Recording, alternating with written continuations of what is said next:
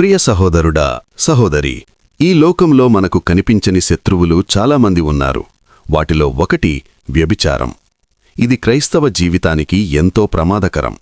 ఇది ఒక్క శరీరాన్ని కాదు, ఆత్మను, మనస్సును, కుటుంబాన్ని, దేవునితో ఉన్న సంబంధాన్ని నాశనం చేస్తుంది. బైబిల్ స్పష్టంగా చెబుతుంది, మీ దేహము దేవుని వలన మీకు అనుగ్రహింపబడి మీలోనున్న పరిశుద్ధాత్మకు ఆలయమయ్యున్నదని మీరెరుగరా? 1 కొరింథీ 6:19. అయితే ఆ మందిరాన్ని అపవిత్రం చేస్తే ఏమవుతుంది? ఒక సహోదరుడన్నాడు. అతని పేరు మనోహర్.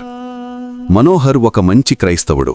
ప్రతి ఆదివారం చర్చికి వెళ్ళేవాడు, ప్రార్థన చేసేవాడు, సేవలో కూడా ఉండేవాడు. కాని అతని హృదయంలో ఒక చిన్న బలహీనత. అది మొదట చూపు, తరువాత ఆలోచన, ఆ తరువాత పాపంగా మారింది.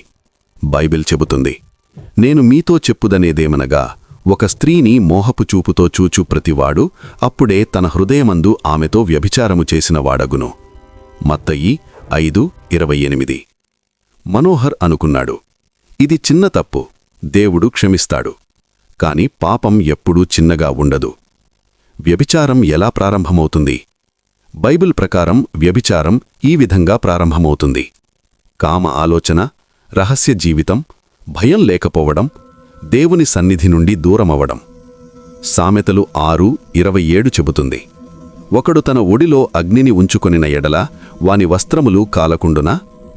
పాపానికి అవకాశాన్ని ఇవ్వడం బట్టి మనోహర్ ప్రార్థన తగ్గించాడు. బైబిల్ చదవడం ఆపేశాడు. చీకటిలో జీవించడం మొదలుపెట్టాడు.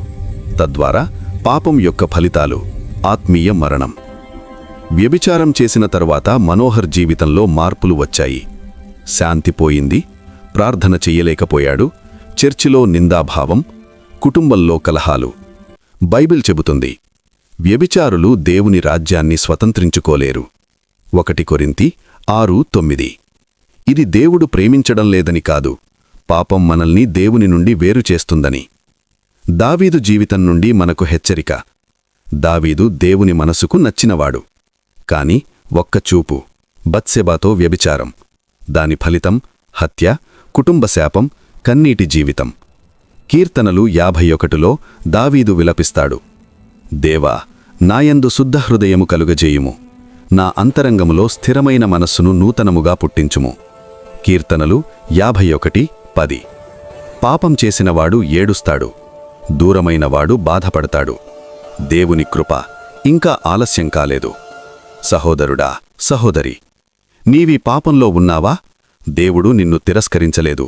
బైబిల్ చెబుతుంది, మన పాపములను మనము ఒప్పుకొనిన ఎడల ఆయన నమ్మదగినవాడును నీతిమంతుడును గనుక ఆయన మన పాపములను క్షమించి సమస్త దుర్నీతి నుండి మనలను పవిత్రులనుగా చెయ్యును. 1 యోహాను 1:9. మనోహర్ కన్నీళ్లతో పశ్చాత్తాపపడ్డాడు, పాపాన్ని విడిచాడు, దేవుని వైపు తిరిగాడు. వ్యభిచారం ఆనందంగా కనిపించవచ్చు, కాని చివరికి అది మరణం. బైబిల్ హెచ్చరిస్తుంది, ఏలయనగా పాపము వలన వచ్చు జీతము మరణం, అయితే దేవుని కృపావరము మన ప్రభువైన క్రీస్తు యేసునందు నిత్యజీవం. రోమీలకు 6:23. సహోదరుడా సహోదరి, ఈరోజే నిర్ణయం తీసుకోండి. పరిశుద్ధ జీవితం, పవిత్ర హృదయం, దేవునికి ఇష్టమైన జీవితం. ప్రార్థన. ప్రభువా, మా జీవితాలను పరిశుద్ధపరచుము, మమ్మల్ని శోధనల నుండి కాపాడుము. యేసు నామంలో ఆమెన్. దేవుని మాటలు మిమ్మల్ని ఆత్మీయంగా బలపరిచినట్లయితే లైక్ చేయండి, కామెంట్ చేయండి, సబ్స్క్రైబ్ చేయడం మర్చిపోకండి. దేవుడు మనలందర్నీ ఆయన రాజ్యం కొరకు సిద్ధపరిచి మహిమ పొందుకొనుగాక. ఆమెన్.